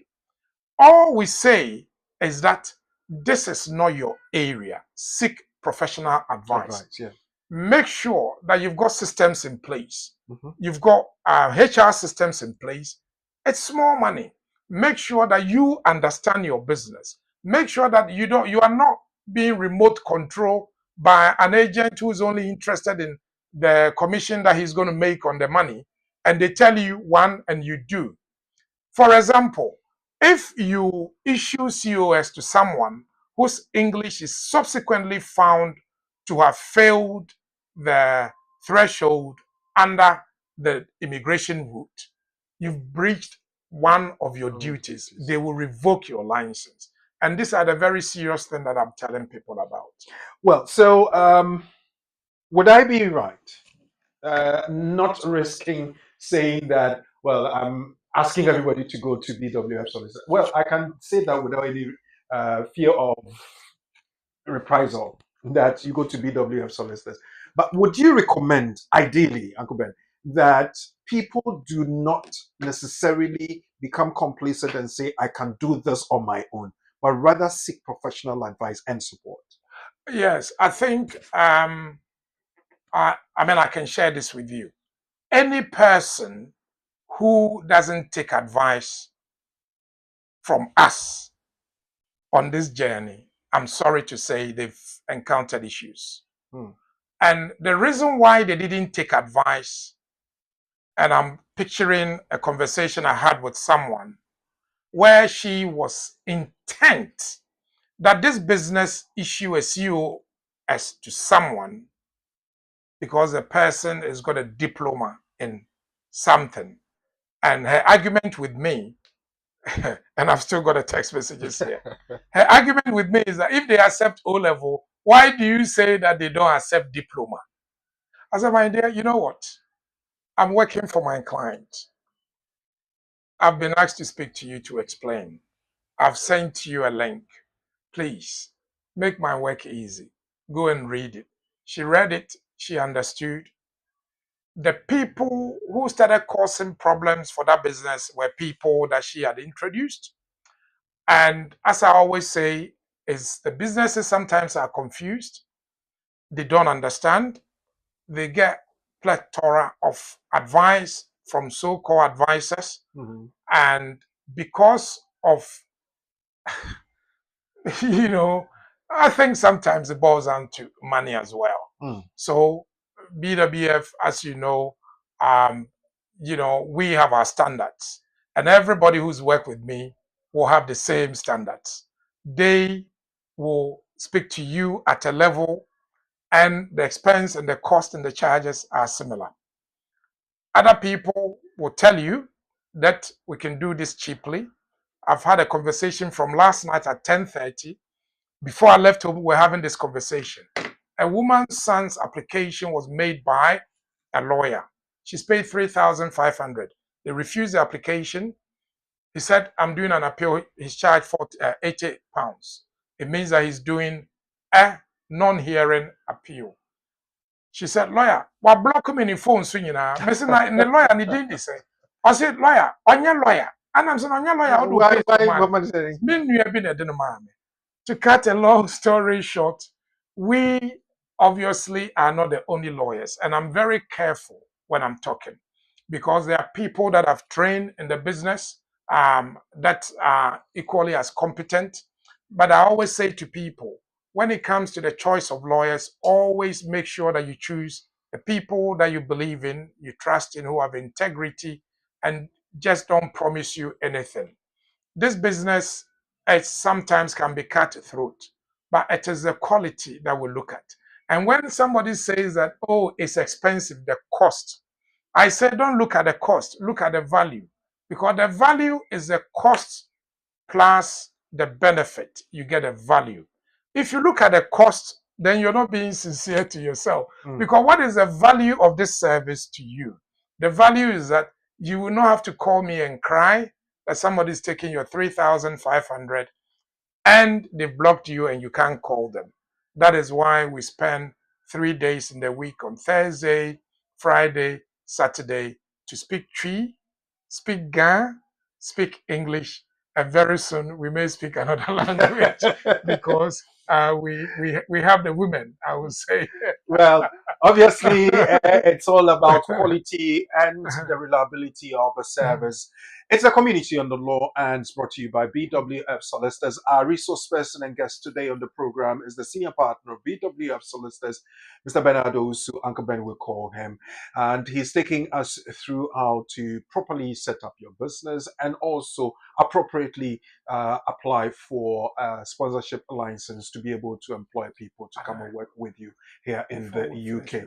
So if you're ready, we're going to activate the phone lines. We will be looking at the questions and concerns you have. You can leave them in the comment section below on Facebook and YouTube, or you can call us on 0208 493 7345. We'll be right back.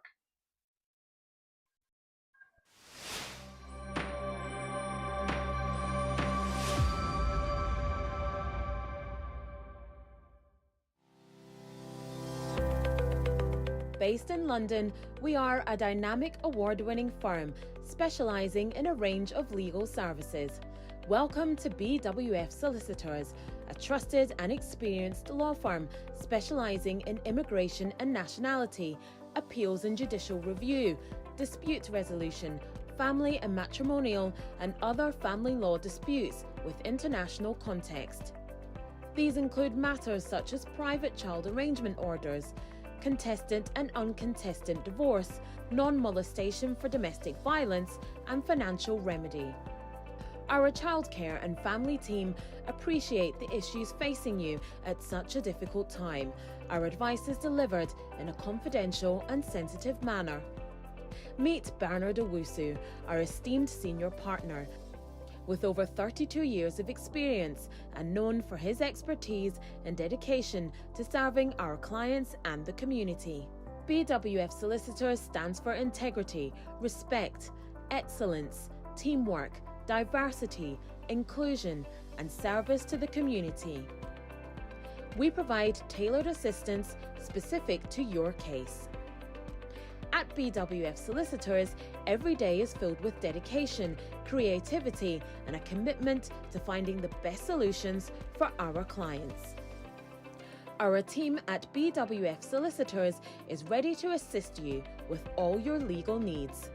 You can find us at the 4th floor, Anna House, 214 to 218 High Road, Seven Sisters, London, N15 4NP. Our main office line is 0208 493 7340, or our emergency line is 07712 761 884.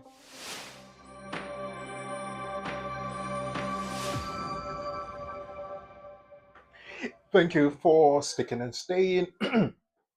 We are back, and I want to say thank you to BWF Solicitors for helping us do this. Sorry about that.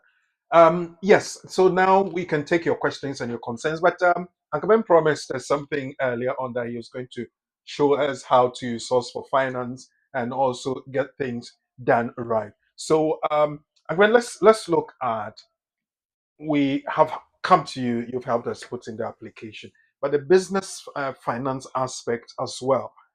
Is there any way you could give us insight into how to find support from the very beginning?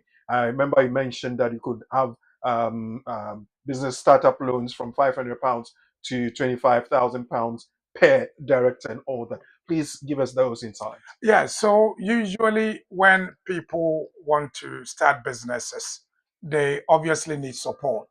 And the reason why some businesses don't take off at all is that they don't have the financial metal to start the business. So there's one which is very specific to the government, and that is called the startup loan. As you can see, it's a government website, and it's www.UK government startup loan, and that's there. So that is there. You can see this is government. So you will get a free support and guidance to help you write your business plan. Okay. And successful applicants get up to 12 months of free mentoring. Where do you get this? It's free. You know, if it's kelewele you want to sell, and listen, if I was that fan of, I was a fan of, selling food, I can sell kelewele and make a lot of money. A lot of money, yeah. Because I will brand it and make sure that I supply around everywhere and have my shops and people's homes and kitchens and take franchises. So if you want to do a hairdressing business, you want to do a garage, a barbering shop, tailoring, dressmaking, photography, audio visual, social media, baker, cook, takeaway restaurant, a restaurant, and you'll say, Uncle Ben, I cook, I know how to cook, I've also got business ideas, but Uncle Ben, I'm on benefits, I don't have money, I don't know how to start a business. Well, this is there. It's there for you. It says apply for a startup loan for your business. And I will be hoping that when you see this, you don't only keep it for yourself. And please don't go and buy a BMW or Mercedes Benz, because we know that in Ghana, when people go for bank loans, the first thing they want to do is to either go and marry more women or go and buy cars or buy things that really don't help the business. But we're going to go to another website. Before you go on, if you could go back, Okay. producer, there is a caveat there. Unlike a business loan, this is an unsecured personal loan. Yeah. You will need to pass a credit check. Yeah. Now, I have registered a limited liability company, and I'm going for a business startup loan. Now, they need to do a credit check on me, and if my credit is not good, I'm not going to get it. So it means I'm stuck from the very beginning. Is that not so? Well, that's true, Kweku. As with everything, there is a risk involved, and the government hasn't got tons of money sitting there, our taxes, to give it out as compared to. So if somebody wants to go, they will do a credit check on you. And if you don't have a good credit history, very unlikely you'll be successful. But I can tell you that with a government startup loan, it's not as stringent and as tough as the banks. We're going to look at the banks now. A government one is slightly fairer, but it also limits you to 25,000 per director. The website we are on now compares various loans for startup business loan. And if we scroll, so there's Tide, there's Nationwide, there's Funding Exchange, there's Barclays Bank. Let's go. And then it goes on there. There's and then go.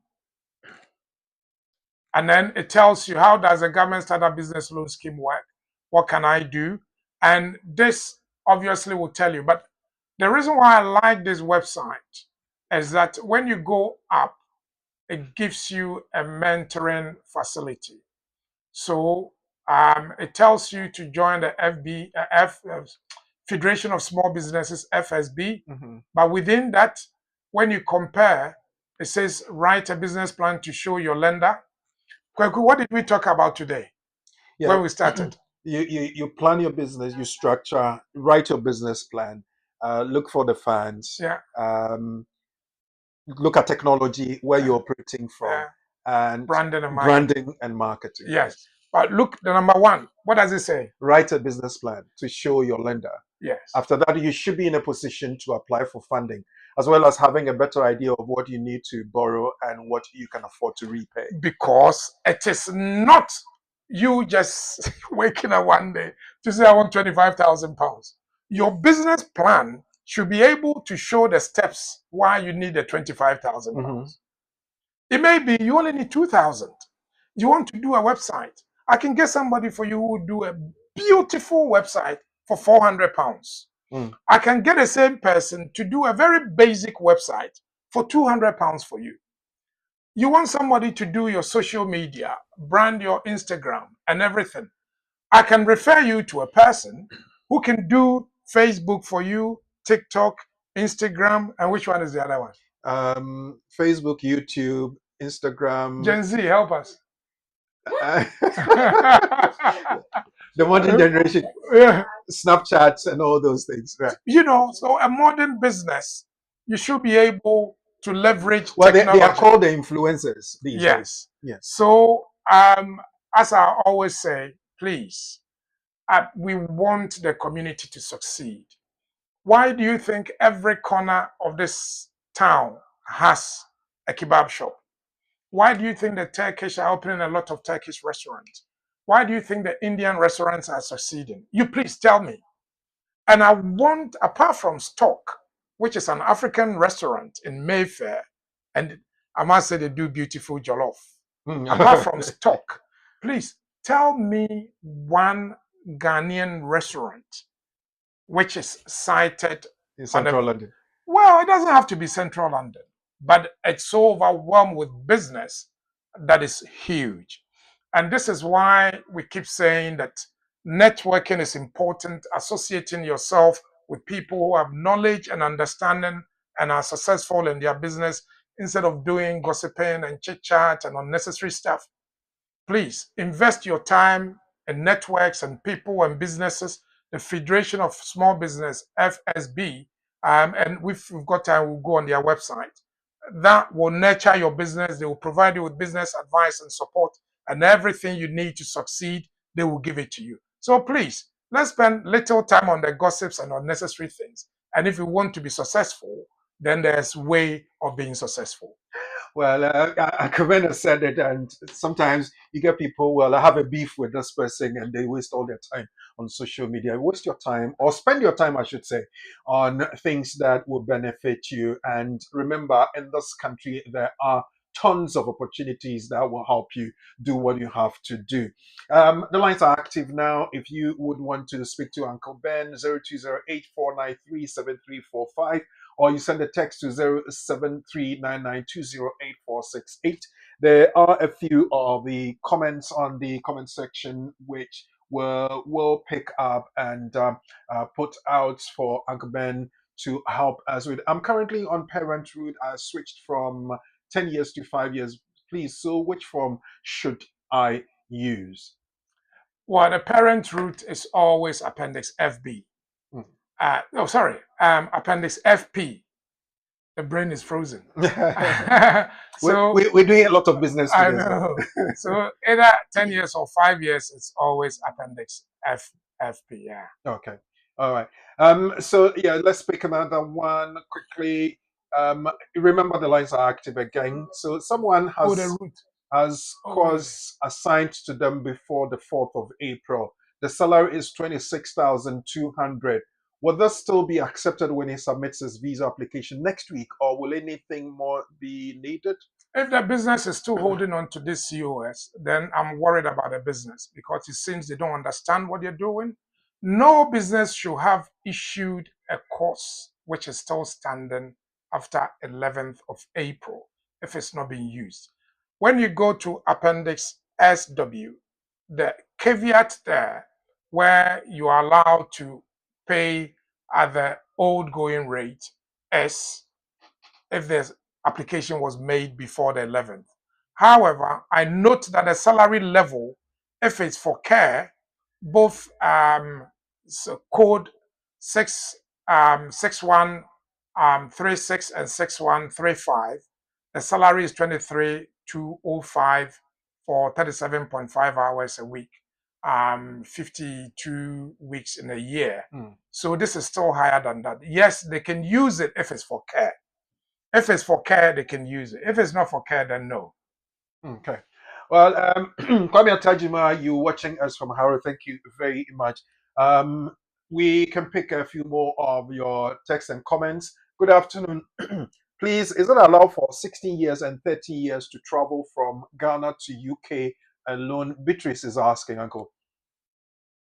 Well, so when somebody says that, is it allowed for a 16 and a 13-year-old to travel? The question I ask is, I want to see the vignette, Gafili Gadoshi, because the vignette, if it says accompanied by, you see, the problem I have with some of us is that they will not ask you the specific question. It's very likely there's an issue there. Either they're stuck. I think last 2 weeks we had a similar problem where somebody went to collect his children, and the immigration in Ghana told him you can't go because it's not your name on the vignette. So why are you asking this question, and what exactly is the problem, so that we can solve it for you? So in this case, if the caveat is accompanied by, then it means that there must be a sponsor who is in the picture. Yes. Or a designated person by the sponsor to be doing that. So when you apply for every visa for a child, they ask you who is traveling with a child. Okay. If they would travel alone, just say they would travel alone. It's allowed for them to travel alone. Okay. But if you say that they will travel with someone, then you need to meet that need, because they will put that detail in the visa. Okay. Then I've got somebody on the line. Please hold on for me. Now let me ask this: if at the time that they have to travel, for instance, the person's passport has expired and it's put in an application for a passport, it hasn't come back yet, and they are able to travel within that period, can the person say, write an authority note or a letter to the airline to say that I have mandated Kwesi Mensah to travel with these people because of these circumstances that I am in? Would that be allowed? The airline doesn't have the right to override the determination of the British High Commission or the Ghanaian government if they've issued a visa with a restriction on it. So the airline complies with the requirements of the immigration. Else, when they get here, the airline will take them back and they will be forced to pay for the fare. When you encounter those problems, you have to go back to the issuing officer and explain why this person cannot accompany them, so that they open the visa or they change whoever is accompanying them. Oh, okay. Yeah. All right. Hello. Yeah, hello, Prophet. Good afternoon. Nama Yete. Papa. You are fired. Good afternoon. How are you? Yeah, I'm good. I'm good. Good. Okay. Go ahead with your question. I hope today you will stick to one because I don't have time. Actually, I wanted to come on live, but I'm still in my funeral club, so I said no. Let me just speak on phone. No worries. Let's go. Okay. So 2 questions. The first one, concerning. Now I said one. Oh yes. Okay. Let me ask the one concerning. Okay. I've run out of time. Please bear with me. Okay. Let me be quick. Mentioning salon with the store worker route that you just discussed today. If I've got a salon, actually, I know when we say salon, it could be anything to do with hair or hairstyle. So if I have such a shop and the turnover is really good, like it gets really busy, that I actually want to get more hands to help, can I also embark on this thing by applying for a sponsor license to enable me, employ people to come and join me here in the UK? Yes. Now, so all the businesses and our technical people will put the businesses there. All the businesses on there, including those that we haven't mentioned, were put there specifically. And if that we can put the businesses there, all businesses, the 17 businesses, they all can apply for sponsorship license. So restaurant and catering, and this includes takeaway restaurants, travel agency, car fitters and garage owners, vehicle technicians, and everyone there, every single business can apply for sponsorship. But now, as you know, we've spent a lot of time on making sure we weed out the bogus people. The person should be determined to make their business successful. Okay? Okay. Okay. Okay. And so it doesn't really matter how long I've opened the business. If, for instance, my business is just about 3, 4, 5 months old, I can still embark on this. I want to know how. Business plan. Yeah, I will want to know if I'm doing it. If you're doing it, you can do whatever you want. But if I'm doing it, I want you to tell me how you're moving from starting a business at 3 months when your turnover is maybe about 5, 6, 7,000, 10,000. You're going to employ somebody and pay them 38,700. Where's the money coming from? Okay, I get it. Well, you should be able to tell if you've been listening to us. It will come from your business plan. That's right. Yeah. It may be that you've got savings there. You're putting in equity. So, and this is how you write a business plan. If I have my savings, let's say 50,000, I said this 50,000 is dedicated to one staff. So the 38,700 will come from this 50,000. And this is my bank statement, which shows the money is there. That's it. That's it. Oh, okay. Yeah. Okay. All right. So I'll come and see you. Thank you very much. Okay. All right. Now, thank you very much. 0208493735. Hello. Hello. Good afternoon. Good afternoon. Good afternoon. Can you raise your voice a little bit more for us, please? Okay. Rock up with you. Who invoice lady Uncle Smith? Jones. Oh, okay. Okay. Okay. For Muma Yeti, a year Uncle Ben. Where and you may be what Ghana said, no, she can Ghana for you, a prayer home in baby. If I see you insecure advice. But you may be Uncle Ben Air Cano, my class, Jim, my share who said. Eye nneɛma correct nneɛma nko ano wɔ kama yɛ ɔma wo nyɛ biribi abra a wobɛyɛ dɛn wobɛyɛ dɛn wobɛnya nsunsuansoɔ bi awɔ because wɔmpɛ saa adeɛ no wɔbɛka akyerɛ wo ghanafoɔ no bi wɔ hɔ a yɛyɛ adeɛ a na obi ka akyerɛ wo kyerɛ wo ɔdwene sɛ bi a ɛyɛ wɔyɛ true no ne saa nneɛma no ɛnyɛ saa na anka bɛnteɛ mewɔ ayi mu matena kɛ ayi ho a for 2 years ne na mede ahwɛ me business plan awie na machi bra kwaku Uncle Ben program bi ani tie bi. I taken me 2 years. And I'm the actual business man every. Now, you're gonna for yem pet and you yem penny ma be be a person better. You better say you got to tea a head and foot. Se minim say na e brofo no so dia me de minim. Na ka me de e fa ba bi no ka meka say ya yenye dan hintu anamo because me tu anamo a abanye a wokrum ha na e council no go mo so se bi bi wo ho a mo de ma obi a opese o ye den. Obi adwuma bi a bi opese o ye bi a council for no business advisors wo ho a unya ye wa de so opese o kope o mbe ma advisor o be obeboa wo no betena se 1 to 1 weba no bi a obekere wo omo akro ya so be sa aboa wo in a way of assessing business loan any sa na many na se the Uncle Beckham me di wo machia for 2 years ni na nyame adon kakra ka mi guso Uncle my advice any nyama mi guso kakra kakra ma ba be duru e bi tire sense nyame adon business finance ni business plan de komo mo ni nyama no mahwem ahwe ehun se so mo boa me from advice and TV Uncle Ben any brakwaku any program o mo ye no obi o ha on kasa bebre ye you be more so kuku say the Uncle Ben kan wa so ba ko no wa ko ye dem akwaje na ni so Okay. Ghana for Matthias, thank you for your time. Nyamin Shaupi, thank you. Uncle Ben, you this is one of your mentees. And Yes. I basically what he said was that we should listen to our advice, and he's been following our program for the past 2 years. He's put together his business plan. I think just this afternoon he mentioned that he's been accepted to be given 25,000 to start up the business, and the advice you've given him is followed and all that. So thank you very much. Just let me mention your name. Anyway, let's take another one, probably the last one because we're running out of time. Hello? Hi. Yes. Good afternoon. Good afternoon. So let me find out more consulting for the global talent visa. Make BWF. Yes, we do. Yes, we do. Okay.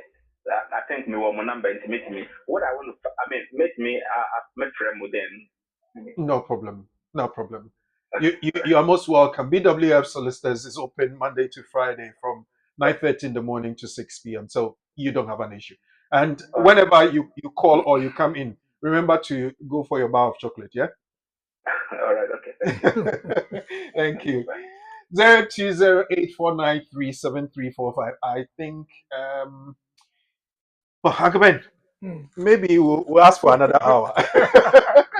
Well, Adibo4 says, I want to know if you could be of great help to somebody wanting to set up HGV driving company for delivery and the necessary steps to follow. Maybe that will help us to just round up and we go to our quiz. Well, so first of all, what I will want this person to do is to research the industry better, is to find out what the qualifications are, what the inspectorate will request for, is to see whether there are any quality marks that they have to achieve and get, and then see where the competition, their potential competitors. Draw up a business plan, go into the industry, pitch your strength, and work on your weaknesses. And above all, what I say to people in every business is that you need to have a lot of money to cover the initial 3 to 6 months because maybe you might not get money. Okay. Well, unfortunately, I may not be able to take any more of your calls because we ran out of time. I'm very lucky to have Uncle Ben for 2 hours on a Saturday afternoon. So let's respect the time. So we're going to look at our quiz, but before then, let's pick up the nuggets quickly again. Then we'll look at our quiz. The nugget.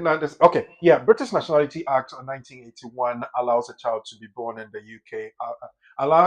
Allows a child born in the UK after 1st of January 1983 to be registered as a British citizen if, while he or she is a child, the father or mother becomes a British citizen or becomes settled in the UK, and an application is made for the child's registration as a British citizen. Now, let me ask you my question. Let's go to the scenario I'll give you and see if we can quickly test our knowledge on that. Now, let's get the question.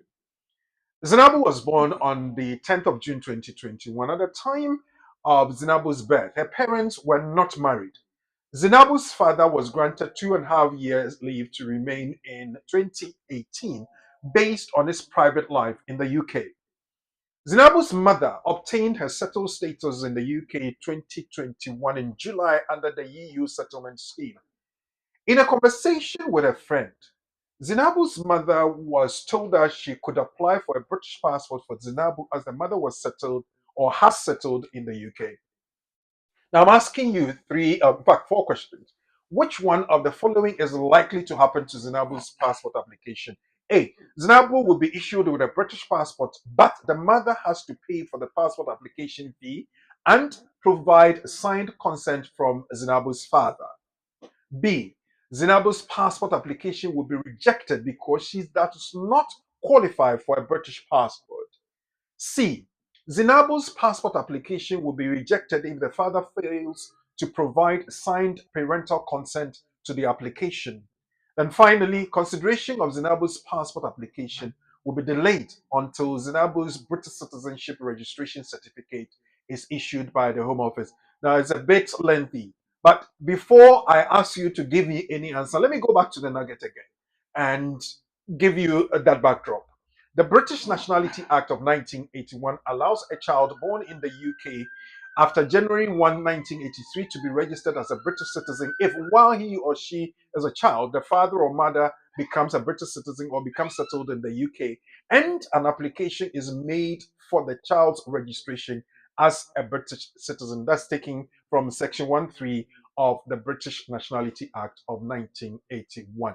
So I'll just drop my social media notification. Then I come back to ask for your answers to the question. I know some of you may have followed us on social media earlier in the week and you have provided some answers. But those of you with us live on the program, you can send in your question. Robert, you've come through. Yes, I'll be doing that. But let's draw the social media promo and we come back to pick up the answers.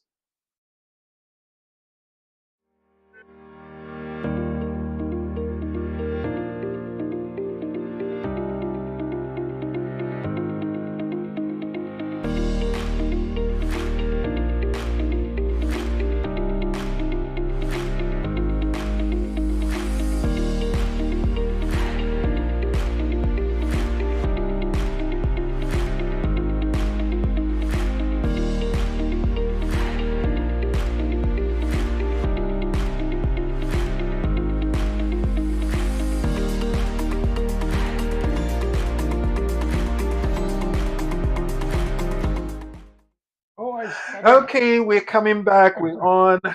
Okay, now let's see what answers you have for me. Zainabu's situation. Robert Jemfi says is D. D is the fourth one. It says consideration of Zainabu's passport application will be delayed until Zainabu's British citizenship registration certificate is issued by the Home Office. Bernard K. Abua also says is D. Okay, let's see who else has come up with something. Ricky Oboche. Ricky says is B. Zainabu's passport application will be rejected because she does not qualify for a British passport. Okay, let's see what else we have. Daniel Opon says C. C, passport application will be rejected if the father fails to provide signed parental consent to the application. Daniel Opon says C. Margaret Mshi, A. Zainabu will be issued a British passport, but the mother has to pay for the passport application fee and provide signed consent from Zainabu's father. Daniela Chaymensa says is D. That's on the fourth one. Okay. Well, for the sake of time, let me quickly go to Uncle Ben and see. This is a bit tricky. Based on the nugget, this looks a bit tricky, but it's straightforward. The answer is somewhere there. I've seen it. Uncle Ben. Yes. So I'm so happy because this nugget is coming from the team. So selected members of the team are getting nuggets. So this one was prepared by Charles. Oh, okay. So me, I don't know the answer. This is not one of mine. I don't know that. First of all, let's look at the question. Yes. Zainabu was born on June 10th, 2021. Are there any qualifications? At the time of Zainabu's birth, her parents were not married. Yeah. Zinabu's father was granted 2.5 years to remain in 2018 based on his private life. 2018 to 2021, he hasn't got indefinite leave. At the time Zinabu was born in 2021. Zinabu's mother obtained a settlement in UK in July 2021. The child was born in June. So the child was born before the mother became settled. So both the father and the mother at the date of birth were not settled. And therefore, when you go to section 1.1 of the British Nationality Act, the child is not British. Okay. What are we applying for? We're applying for a British passport. We're not applying for nationality. We're applying for a British passport. We know the child is not British. So let's go to the possible answers. Zinabu will be issued a passport. Already, that's wrong because she doesn't qualify. She's not British. Okay. 2, Zinabu's passport application will be rejected because she does not qualify for a British passport. Possibly. C, Zinabu's passport application will be rejected if the father fails to provide signed parental consent. Well, the father, at the time the child was born, the father was not settled, mother was not settled. So C will not apply. Yeah. D, consideration of Zinabu's passport application will be delayed until Zinabu's British passport registration certificate. It's telling you that possibly she may have to do a registration, but I wish the British Passport Office had that sympathy and empathy and love and kindness for our people. They will reject the application and tell you, Zinabu, thank you for applying. We've taken your money. You don't qualify. This is why, when you qualify, pay the fee again and come and apply. Answer is B. Okay. you see how tactical, very, very for lack of a better expression, very sharp Uncle Ben is. He's dissected the thing, taking out all the possible wrong answers, and we have arrived at the right answer. The answer is B. Zinabu's passport application will be rejected. No, he said that he wasn't even aware of the question. It was put together by Lawyer Charles Asma. Okay. So Zinabu's passport application will be rejected when Zinabu was born. Neither of her parents had become settled or was a British citizen. The mother obtained the EU as a settled status after Zinabu's birth. Therefore, she cannot become a British citizen automatically. For Zinabu to be issued with a British passport upon application, she must first be registered as a British citizen. You see how sharp the man is? And that's why I tell you, come to BWF Solicitors, because there is always a way around whatever question you have, and they will give you the answer. Well, tradition we can't go away from. So I would ask Uncle Ben to help us with a brief summary of what we have looked at this afternoon. Okay, so first of all, thank you very much. Our emphasis today is to ensure that the community is empowered through knowledge acquisition and information. What we've done today is to open the floor to people and the opportunity to businesses, everyday ordinary businesses who want to bring somebody who will stay with them longer and they will be able to run a successful business. We've also pointed you to how to manage your business and start the process, including obtaining finance from the government to support you. But I end with this caveat. Please, this is a serious business. And if you're not a serious person, don't get involved because a buying cover a bit me have a down, sir. Thank you very much. Well, I know that if you do not do it right, you will be at the wrong side of the law. It's been an exciting edition of the Community on the Law, and we have learned a lot. If you need any further assistance or information, call 0208 493 7340 or 077 127 61884. That's the emergency number. Today, we've learned a lot, and I want to invite you to come join us again, same time next week. The program has been produced and directed by Professor Ade and Pamela, and also administered by Sheila and Padmo Dodu. I want to say thank you very much to BWF Solicitors, especially to Uncle Ben for spending 2 solid hours and more of his time with us to educate us on that. Lawyer Charles Asma and all the other members of the BWF Solicitors family want to say thank you so very much. We'll be back again with you same time next week. My name is Ore Kufrimpong. Be good.